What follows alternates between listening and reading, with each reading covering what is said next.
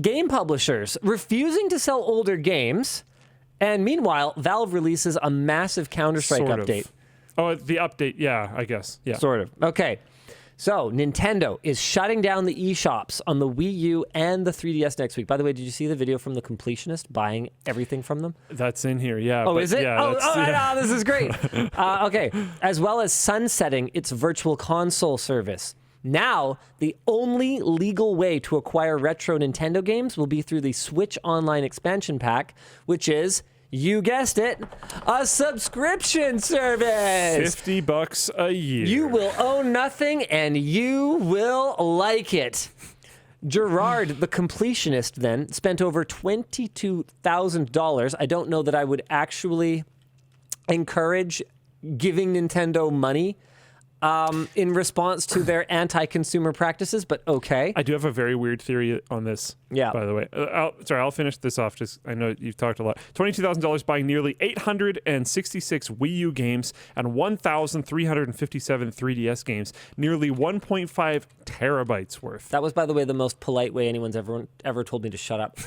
Due to limitations of the eShop, where only one game can be purchased at a time, this project took 328 days to complete. Gerard and his team will be donating the games to the Video Game History... Okay, cool. Video Game History Foundation for Preservation. What I was going to say is, I guess not now, but I bet you those systems would be worth a lot later on. Oh. To collector people. But donating it to Video Game History Foundation is like way cooler of a move. So I respect that a ton. I didn't even think about that as like a path, probably because I'm extremely tired, but that's super, super cool. Big respect for that. And just a very interesting project in general. Ryuk says, Microsoft-driven FUD. They do the same thing and the press help them not get hate. Game Pass, hello? It's not the same thing. You can buy those games. However, let's move into our next topic. Meanwhile, EA is delisting Battlefield 1943 and both bad companies from digital storefronts in advance of their online services shutting down in December. Current owners will still be able to play the single-player campaigns following the server closure, but this is something Luke and I have been talking about for years at this point. The multiplayer experiences of these games, which, by the way, is the game, are gone. And I'm actually pretty sure people still play those. Well, yeah, why wouldn't they? They're Battlefield games. And like Battlefield kind of got a lot worse over time. So like Bad Company had a lot of destruction elements and stuff that was actually like really cool. So I know people are still really into Bad Company. This sucks. I mean, if there was a single gamer in government, like you got to feel like they would kind of go, hey, this is a big problem. We need to actually make it illegal to sell this thing to someone based on a box, right? Like these are old enough games that they had boxes, all right? So there's this thing on the box that says multiplayer up to whatever players.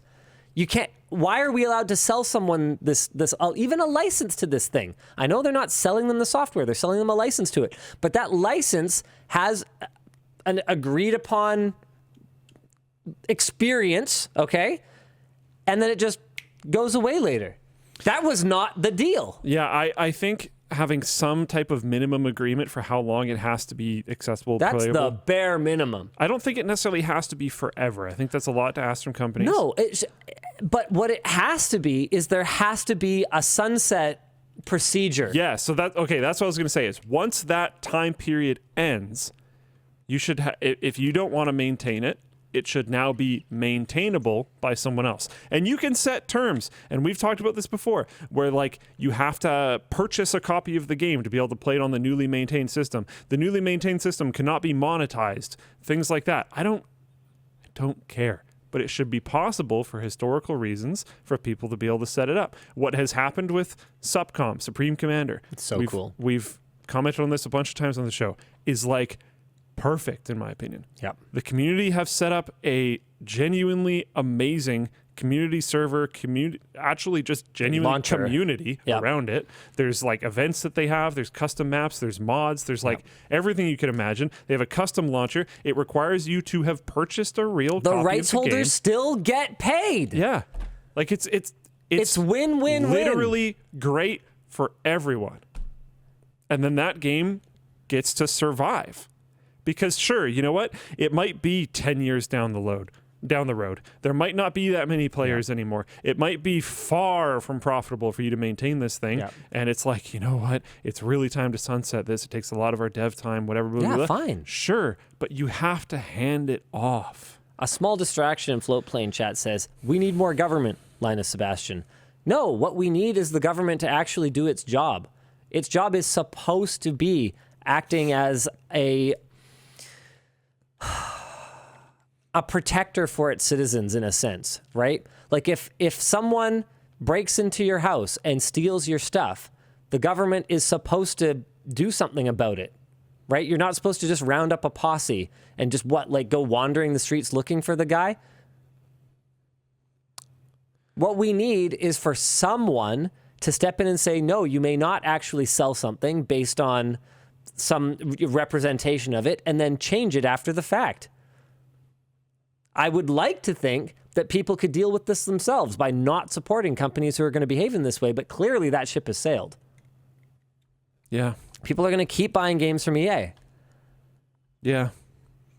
Regulation is a good thing because otherwise it's anarchy. There's like things you can use when manufacturing products that will like actually end us all. Yeah. And we need someone to prevent people from doing it Like the because giant- otherwise they've shown time and time again that they will. Yeah. Like the giant holes that were forming in the ozone and stuff, which like government came in and fixed it.